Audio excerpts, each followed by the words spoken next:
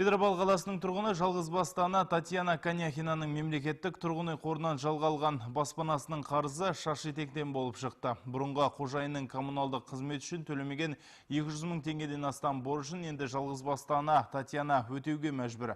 Толығырақ келесі бейнематериалымызда.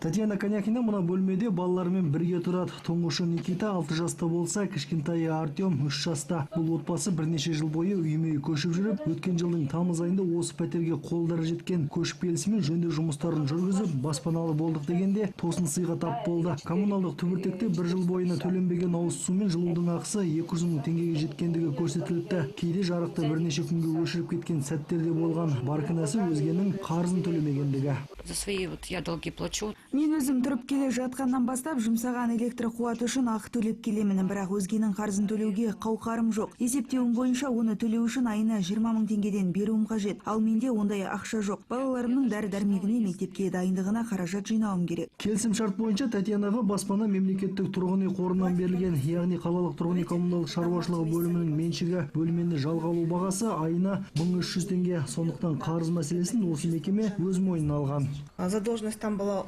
более 150 тысяч тенге. Ол пәтердің қарызы 150 мыңнан астам болатын. Оны тұрғын үй коммуналдық шаруашылығы заңды түрде өтей алмайды. Бірақ қазір тұрып жатқан азаматшадан қарызды өндіріп ала алмаймыз. Өйткені ол осыған дейін жиналған қарыз. Біз Аксэнерго мекемесіне борышты жою туралы хат жолдадық. Татьянаны қазір бөлмені электр қуатынан айырады ма деген сауал мазалауда. Баспана кезегінде 957 болып тұрған ол жеке пәтерімде болып қалар деген үмітте. Самат Сапаралы, Альбина Ғаламова, Азамат Жантурин, ақпарат.